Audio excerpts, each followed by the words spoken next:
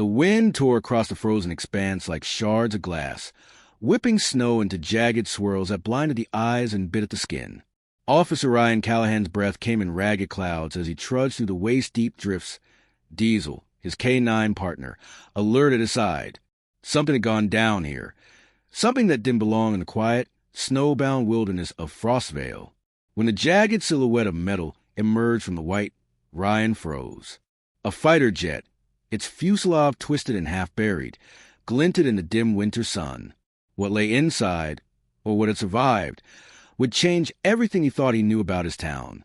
If you're enjoying this story, be sure to like and subscribe for more thrilling discoveries as we unravel what lies beneath the ice. Ryan Callahan tightened the straps on his worn leather boots, the snow crunching beneath each step.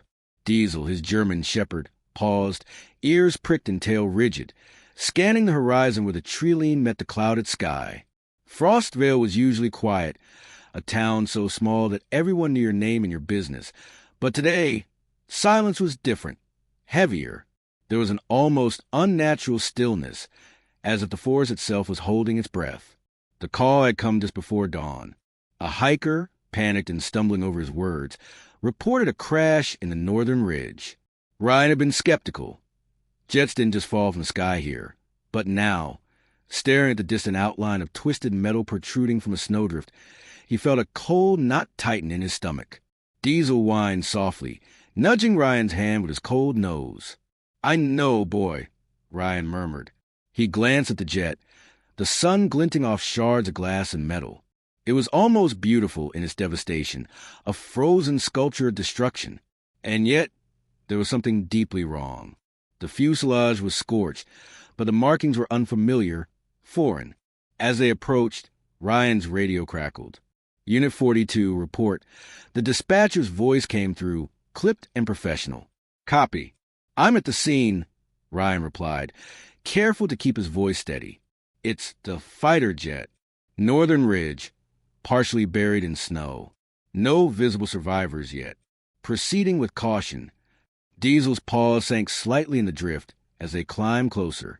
The snow was brittle, ice-crusted in parts, and every step felt like breaking through a thin membrane, the sound magnified in the empty, frozen landscape.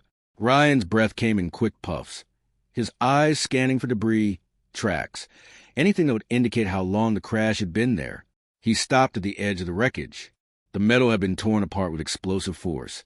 Yet eerily, there were areas untouched by the impact, smooth as if the cold itself had preserved them. He crouched, brushing snow off a jagged wing fragment. Stenciled markings were half buried, numbers and letters that didn't match anything in the Air National Guard database. He frowned. Diesel growled suddenly, low and warning, his body stiff as he stared at a small opening in the fuselage. Ryan followed his gaze. The cockpit was partially crushed, glass shattered, but something glinted inside. A briefcase? A metal container? His pulse quickened. He reached for it slowly, hand trembling, careful not to trigger anything. The moment his fingers touched the cold metal, a sound cracked through the air, a faint, desperate tapping, like fingernails against metal. Ryan froze, heart hammering. "Hello?" he called softly, his voice carrying strangely in the stillness. The tapping repeated, urgent, insistent. Diesel barked sharply, circling the wreckage. Ryan's mind raced. There was someone, or something, alive in there, but the snow had covered the crash site for at least several hours. If it were a pilot, why had no one found them? And why had no emergency signal been sent? He crouched lower, peering into the wreck. The cockpit was cramped, twisted metal pressing inward, but there was movement. A figure slumped over, shivering, face pale, eyes wide with fear. Ryan didn't hesitate. He tugged at the cockpit hatch, trying to pry it open, Diesel pushing with his weight. The metal groaned, resisting, and Ryan felt sweat bead at his temples despite the freezing cold. Finally, the hatch gave way. The figure inside, a man mid-30s, military uniform barely recognizable beneath frost and grime, looked at Ryan with wild, panicked eyes. His lips trembled. Don't let them find me," he gasped. Ryan's brow furrowed. Who's after you?" The man shook his head violently, voice a rasp. No time. They'll kill us both. Before Ryan could respond, a loud cracking echoed across the ridge. Snow tumbled from a nearby slope. Ryan spun, hand instinctively gripping his pistol, but saw nothing at first. Then movement, shadows slipping between the trees. Figures dressed in dark tactical gear, masks obscuring their faces, advancing steadily toward the crash. Ryan cursed under his breath. "Diesel, stay!" He reached for the injured man. "We need to move now." The man's eyes darted around, panicked. They'll do anything to keep this hidden. You don't understand. Then tell me." Ryan snapped, dragging the man out. Diesel growled, lunging forward as the first figure stepped into the open, weapon raised. Ryan fired a warning shot. The echo rolled across the snowy ridge, but the figures didn't falter. Adrenaline surged. Ryan yanked the man further down the slope, rolling him into a shallow snowbank. Diesel barked furiously, circling, teeth bared. The strangers paused, then moved to flank him, tactical precision in every step. Ryan's mind raced. Backup was miles away, over a ridge and deep into the forest. They would arrive in at least 20 minutes. And the man he was protecting? He shivered violently, muttering fragments of something, codes, coordinates, names Ryan barely understood. But one word kept repeating, almost like a chant. Project Echo. Ryan's stomach sank. He didn't recognize it, but the urgency, the fear in the man's eyes, it wasn't theater. Whatever Project Echo was, it was dangerous, and it had just pulled Ryan into something far larger than a simple crash. A shot rang out from the right. Snow exploded near Diesel's paws. Ryan dove, dragging the man behind a fallen tree trunk. Heart hammering, he scanned for an escape route. The slope was steep, the snow soft in parts, jagged rocks hidden beneath, but the ridge above offered cover. They had to move. There was no choice. "Can you walk?" Ryan asked, voice low, controlled. The man nodded weakly, teeth chattering. I think so." Ryan slung him over one shoulder. Diesel running alongside, ears alert. Bullets pinged off metal and ice. The cold wind carrying the sharp scent of gunpowder. The forest seemed alive, groaning under the assault of wind, snow, and the chaos of human desperation. They reached a narrow ravine, where snow drifts offered some concealment. Ryan lowered the man carefully. Diesel sniffed the ground, alert to movement. Ryan's mind was racing. Who were these attackers? Why was the jet here? And most importantly, what secret had it been carrying that someone would kill to keep hidden? The injured man coughed violently, snow falling from his hair. They know I have the data. Project Echo military, not supposed to exist. Ryan's pulse spiked. Data? On the jet. The man nodded, eyes wide. They'll come for it, anyone who sees it. The sound of breaking branches drew Ryan's attention. The figures were closing in, methodical, unrelenting. He drew a deep breath, weighing options. There was no choice. They couldn't outrun them in the open, but the ravine led to an old logging path. Rusted trucks, abandoned cabins. It could provide temporary cover, maybe even a trap. Ryan whispered to Diesel, who growled in acknowledgement. Stay close. Move fast. Step by step, they slipped along the ravine, snow muffling their movement. Each crack of ice underfoot sounded like a gunshot in the stillness. Ryan's thoughts churned. The man was terrified, but he seemed genuine. There was no sign of fabrication in those eyes, just raw fear. And that fear was contagious. He had to protect him. No matter what, hours or maybe minutes, Ryan couldn't tell, passed as they moved through the ghostly forest. Trees like skeletal sentinels loomed overhead, their branches coated in frost. The air was thin, biting, but the danger was immediate. Shadows flitted between the trunks, always one step behind. Finally, the ravine opened onto a clearing. An old cabin sat half buried in snow, its roof sagging, windows dark. Ryan's instinct screamed this was the best chance they had. He slid the man inside, bolted the door, and set Diesel to watch. Inside, the air smelled of mildew and rot, but it was sanctuary. The man slumped against the wall, shivering violently. Ryan stripped his gloves, offering warmth with his hands. "You're safe for now." The man shook his head. "No. They'll find us. They always find us." Ryan felt the weight of it. This was bigger than a down jet, bigger than Frostvale, bigger than him. And whatever Project Echo was, it had already started to pull him into a world of secrets, lies, and betrayals he wasn't prepared to face. Outside, the wind howled over the snow. Inside, the cabin was quiet except for the ragged breathing of the man and the low growl of Diesel. But the silence was fragile. Too fragile. Ryan knew one thing with absolute certainty. Nothing would ever be the same again. And the secret buried in that frozen jet. It was only the beginning. The cabin smelled of damp wood and old snow, but it was the safest place Ryan had seen in hours. Diesel lay close to the door, ears twitching, muscles coiled for action. The man he'd rescued, still shivering, tugged his tattered jacket tighter around his frail frame. Ryan pulled a folding chair close and sat, trying to assess the situation, though his mind raced in a dozen directions. "Tell me your name," Ryan said quietly, "and tell me what Project Echo really is." The man's eyes flickered toward the broken window. His pupils dilated with fear. I'm Adrian Kessler. I was part of it. Project Echo. It's not a plain project. Not really. It's something else, something dangerous. Ryan leaned forward, trying to piece together the fragments. Something dangerous how?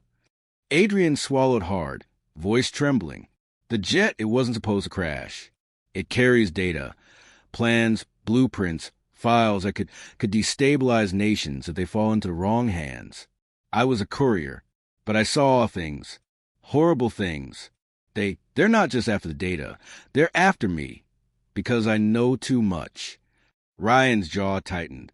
So these guys outside, they're military? Adrian shook his head. Not exactly. Contractors, rogue elements. Government sanctioned, but morally bankrupt. They'd kill without hesitation. And now, they're going to kill anyone connected to the jet. Anyone. The wind outside shrieked over the roof, rattling the timbers. Diesel growled low, ears flat against his head. Ryan checked the door, then the windows. No way in except for the narrow path they'd just come through. The attackers could track them in the snow easily. Every minute they stayed here was dangerous. Ryan exhaled slowly, suppressing a surge of panic. "We have to move before they find us. You know a safe place." Adrian shook his head. "No, I was supposed to hand the data off, then disappear. That's the plan. But it went wrong." His lips quivered, and he suddenly covered his face with his hands, shoulders shaking. Ryan softened his tone. "Adrian, listen. I don't know what this Project Echo is, but I know how it ends if we stay here. We can figure out together. Can you walk?" Adrian nodded, eyes hollow but determined. Ryan could see he had the will to survive, even if terror clung to him like a second skin. They left the cabin, the snow crunching beneath their boots in careful silence. Diesel padded ahead, nose to the ground, ears flicking toward every snap of branch or distant howl. The ridge behind them lay in shadow. The attackers could be anywhere, blending with the gray winter forest. As they moved, Adrian murmured, almost to himself, fragments of Project Echo. They experimented on people, weapons, drones, biological tests. They call it advancement. But it's inhumane. They justify it with security, but it's... His voice broke. Ryan's stomach twisted. The man's words painted a picture of something monstrous, far beyond a stolen fighter jet. "Adrian, focus. Tell me what we have in the jet. The data. What exactly are they after?" Adrian glanced at him nervously. "Encrypted drives, files, proof of experiments, of violations, the kind that would destroy careers, governments, make headlines worldwide. And if it falls into the wrong hands..." He broke off, shaking violently. Ryan swallowed. "We need to get it. That's the key." Adrian nodded reluctantly, eyes darting toward the shadowed treeline. "There's a secondary cache, hidden in the mountains. If we can reach it, we can control the information, protect it from them." The wind howled, and the snow stung their faces as they pressed on. Ryan's mind was in overdrive, a cache in the mountains, rogue operatives hunting them. a jet full of secrets, and a man who might be a liar or a liability, or both. Trust was fragile here. One wrong move, one misstep, and it would all end in blood. Hours passed, the forest stretching endlessly, each tree like a sentry watching them, each shadow a potential threat. Diesel's growl alerted Ryan to a sudden rustle in the underbrush. A figure emerged, low and swift, moving like a predator. Ryan dove, dragging Adrian behind a fallen pine. "Who's there?" Ryan called, voice steady, pistol raised. A man stepped into the clearing, face partially obscured by a balaclava. But Ryan's instinct screamed. Something about the way he moved, the casual confidence, the eyes, betrayed a familiarity. And then the realization hit. This wasn't a stranger. Detective Callahan, the man said, voice smooth, almost amused. "Fancy seeing you out here. Didn't expect to be so involved in government secrets." Ryan's pulse spiked. "Garrett." "You!" "Jason Garrett," the man corrected, lowering his weapon slightly. "I'm here to help. Or maybe I'm here to finish what they started. You decide." Adrian stiffened, his eyes wide. "You're one of them?" Garrett shrugged, expression unreadable. "I was supposed to be. Plans changed. But now we might be on the same side." Ryan's jaw tightened. Morally gray, indeed. Garrett always operated in shadows, never fully trusted, always balancing on the knife's edge between loyalty and self-interest. Now, in the frozen wilderness, Ryan had to decide if he could risk trusting him. Before he could answer, a distant explosion shook the forest. Snow fell from the trees. The attackers were closing in, more organized than Ryan had anticipated. They had split up, flanking, cutting off escape routes. "Move!" Ryan barked, dragging Adrian forward. Garrett fell in beside them, covering their flank. Diesel ran ahead, low growl vibrating in his chest. They navigated through a labyrinth of snow-covered boulders, the wind whipping so hard it felt like it could freeze their faces solid. Adrian stumbled, and Ryan caught him, the weight of the man almost pulling him down the slope. "Keep moving. We're not out of this yet," Ryan urged, adrenaline overriding exhaustion. They reached a narrow gorge, jagged cliffs rising on either side. Garrett pointed upward. "There's a ledge that runs to the cache. Hard climb, but we can make it if they follow us here." He didn't finish the sentence, but the implication was clear. Death awaited anyone foolish enough to pursue. Ryan nodded. "We climb. Together. No mistakes." The ascent was brutal. Ice cut into their gloves. Rocks shifted under their weight, and the cold gnawed at every exposed inch of skin. Diesel's paws slipped, snow crunching under him, but he kept pace, alert and vigilant. The attackers' shouts echoed from below, but the gorge's narrow walls distorted sound, giving Ryan the uneasy sensation of being hunted by ghosts. Halfway up, Adrian collapsed against the rock face, shaking violently. I can't." Ryan caught him, gripping his shoulders. "Yes, you can. You survived worse than this. Focus on breathing one step at a time." Garrett moved silently beside them, providing support, but Ryan noticed a tension in his jaw, the way his eyes constantly scanned the horizon. He wasn't just helping. They were calculating, weighing risks, and Ryan knew Garrett's loyalty could tip in any direction at a moment's notice. Finally, after what felt like an eternity, they reached a narrow ledge. The cache was hidden in a natural alcove, covered by snow and ice. Adrian fumbled with a small, waterproof case, hands trembling. "Here it is," he whispered. Ryan took it carefully, checking the lock and seals. The weight of it in his hands was more than physical. It carried consequences, truths, and dangers beyond comprehension. He glanced at Garrett. "We need to move now. They'll be here any second." The sound of snow breaking below confirmed their fears. The attackers were closing in. Shots rang out, ricocheting off ice and stone. Ryan pulled Adrian close, Garrett covering their rear. Diesel growled, bristling, teeth bared. Then the twist came, a loud crack above them. A figure fell onto the ledge, sliding dangerously close to the edge. It was one of the attackers, and in the process, the man revealed himself. Familiar features, a face Ryan didn't recognize until it was too late. A deep, personal betrayal. It was someone from his past, someone he had trusted. The ledge trembled, snow giving way beneath the fallen man. Ryan lunged, catching him, but the attacker's eyes blazed with hatred. "You don't understand. You can't stop this." Ryan stared, cold and furious. "No, I understand enough. You'll never see this through." The man slipped, crashing into the snow below, silenced by the fall. But the moment left a hollow ache in Ryan's chest. Trust had been shattered, and the stakes had escalated. With Garrett's help, they navigated the final stretch to the secondary cache. Buried beneath ice and snow, it contained encrypted drives, files, and evidence of experiments and operations that could topple careers and governments alike. The weight of the secret pressed down on them, more suffocating than the cold ever could. Ryan looked at Adrian. "We made it, but it's not over. Whoever sent those people, they'll keep coming. And now we know too much." Outside, the wind screamed to the mountains, a frozen voice warning of more danger to come. Inside, the men and dog huddled together. The weight of betrayal, secrets, and survival settling over them like a frost that would never fully melt. And somewhere in the shadows, Garrett's eyes gleamed with quiet calculation.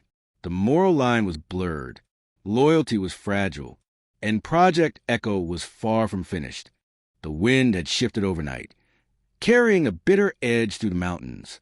Snow swirled like restless spirits, hiding the treacherous terrain below.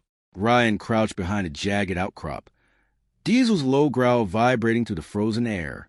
The cache lay buried in a hollow a few meters ahead, its contents safe, for now, but the sound of distant engines reminded him that time was not on their side. Adrian sat shivering, clutching a thermal blanket Garrett had found in a battered pack. His pale face was drawn, eyes darting to every shadow. "They'll never stop," he murmured, voice hollow. "Even if we survive this, they'll come for it again." Ryan's jaw tightened. "Then we make sure they can't. We control it, or we destroy it. You need to trust me on this." Garrett stepped from the shadows, the glow of early morning catching the sharp angles of his face. Ryan studied him carefully. Mistrust still lingered, but there was a focus now, something that had shifted overnight. "We don't have a choice," Garrett said quietly. "We either act or everything dies with them." Ryan nodded. "Then let's move." The ascent to the cache had been brutal, but retrieving it had been only the first step. Now came the hardest, exfiltration across terrain that had already taken its toll. The wind clawed at their faces, cutting through gloves and jackets, and the snow seemed determined to swallow them whole. Diesel led the way, nose to the ground, paws steady, unerringly precise. Suddenly, a distant whistle of gunfire split the air. Ryan dove to the ground, dragging Adrian with him behind a boulder. "They found us," Ryan muttered, heart hammering. He scanned the ridge. Dark shapes emerged, tactical gear catching the pale sunlight. The attackers were organized, ruthless, and relentless. Adrian's voice was barely audible. "We can't make it. Not like this." Ryan glanced at Garrett. His ally's eyes were steely, calculating. "We'll make it, but we need a diversion." Garrett's lips curved in a grim smile. "Leave that to me." Before Ryan could question, Garrett disappeared, moving with impossible speed through the snow and trees. Moments later, the attackers were distracted, a hail of gunfire from an unexpected angle, the sound echoing like a thunderclap. Shadows tumbled, scrambling to respond. Ryan seized the opportunity, dragging Adrian across the snow toward a narrow ravine that would lead to a hidden logging trail. The climb was perilous. Ice sheets threatened to give way underfoot, and Adrian's weight nearly tipped Ryan into the abyss below. Diesel barked and nudged, urging forward, instincts razor-sharp. Ryan forced himself to focus, counting each step, each foothold, aware that one misstep meant death for all of them. Hours seemed to stretch into eternity. The wind howled like a chorus of warnings, yet they pressed on, hearts pounding, lungs burning, muscles screaming in protest. Every crunch of snow was amplified, every shadow a potential threat. Trust was fragile, fear omnipresent, and the secrets they carried, Project Echo, loomed like a specter over every decision. Finally, They reached the cover of a dense thicket. Snow hung heavy on branches, muffling sound. Ryan let out a long breath. We need to stop somewhere safe. Plan our next move. Adrian sank to the ground, exhaustion etched into every line of his body. I can't. I never imagined it would be like this. I just wanted to deliver the files, hand them over, disappear. Ryan crouched beside him. None of that matters now. What matters is surviving and keeping that secret safe. If it gets out, lives will be destroyed. People who have no idea what's coming will die. Adrian's eyes glistened. And if we fail? Ryan's expression hardened. Then we make them pay for it. A rustle behind him made Ryan spin. Garrett emerged, blood streaking his arm, a fresh wound he hadn't noticed before. We've stirred a hornet's nest, he muttered, voice grim. They know we have it, and they'll stop at nothing. Ryan's fists clenched. Then we stopped them first. The next hours were chaos. Snow, wind, and gunfire converged into a maelstrom. Garrett and Ryan worked in tandem, improvising traps and diversions, while Diesel moved with lethal precision, barking and biting when shadows drew too close.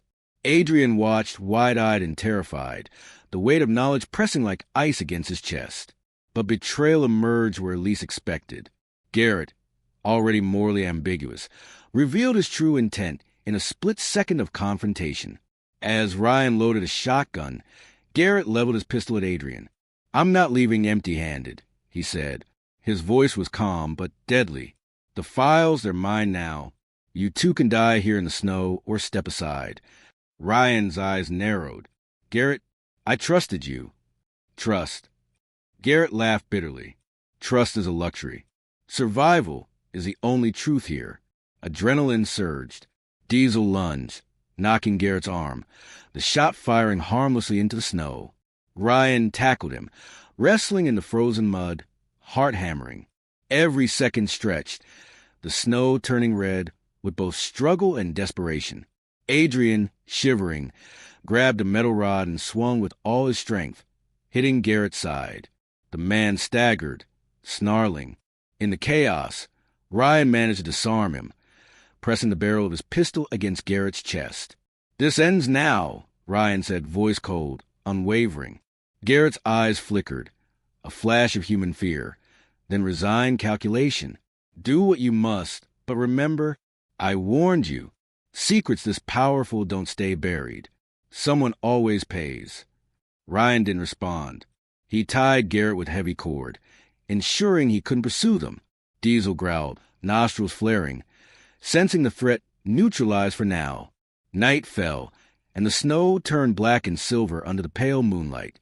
The trio, Ryan, Adrian, and Diesel, moved toward a secluded ranger station Garrett had once mentioned in passing. It offered temporary sanctuary, a place to regroup, and perhaps to plan the delivery of Project Echo to authorities who could handle it without falling into corruption. Adrian clutched the files like a lifeline. I never thought I'd survive this, not after what I've seen, what I've done. His voice cracked. I betrayed, lied, and lost so much. Ryan placed a hand on his shoulder. Survival isn't about perfection. It's about making the choice to do what's right, even when it's impossible. You did that today. Adrian's eyes filled with tears. And what about you? You've lost so much you could have walked away. Why did you stay? Ryan looked at Diesel, then back at Adrian. Because someone had to. Because sometimes doing the right thing isn't heroic. It's human. And we're still alive, aren't we? A long silence settled over them. Outside, the wind moaned over the mountains. Inside, the small ranger station was warm in contrast to the frozen chaos outside. Diesel lay close to Ryan's feet, ears twitching, eyes vigilant. Adrian finally spoke again, quieter this time. What happens now? Ryan exhaled slowly. Now, we make sure Project Echo never hurts anyone again. We deliver it to the right people. And we survive. Garrett remained tied in the snow outside, a reminder of betrayal, moral ambiguity, and fragility of trust. But for the first time, Ryan felt a strange sense of closure. They had survived the storm, faced deception and danger, and held the power to change the outcome of a secret that could have destroyed countless lives. Weeks later, Frost Vale began to thaw. Life returned to the small town with its familiar quiet. But Ryan knew the events in the mountains would linger forever. He often walked the ridge alone, Diesel at his side, thinking of Adrian, Garrett, and the jet half buried in the snow. Secrets remained, as they always do, but the emotional weight had shifted. Ryan understood now that heroism wasn't about glory. It was about choices, loyalty, and carrying the burden of what you've learned. Adrian's name was cleared, his conscience partially eased by their success. Garrett. Well, some people never change, and their paths would cross again, Ryan suspected. But for now, Frostvale was quiet, the snow melting, and the mountains held their secrets, just as the town held its fragile peace. Ryan knelt, brushing his hand across Diesel's fur. We made it, boy. We did what we had to do. The dog whined softly, eyes bright and unwavering, as if understanding the weight of survival and the cost of secrets. And Ryan knew that even in the quiet aftermath, the echoes of the past, Project Echo, would forever linger in the frozen wind, whispering of danger, betrayal, and the fragile line between right and wrong. The storm was over, but the memory remained, frozen in time, haunting, unforgettable, a reminder that some secrets are never truly buried.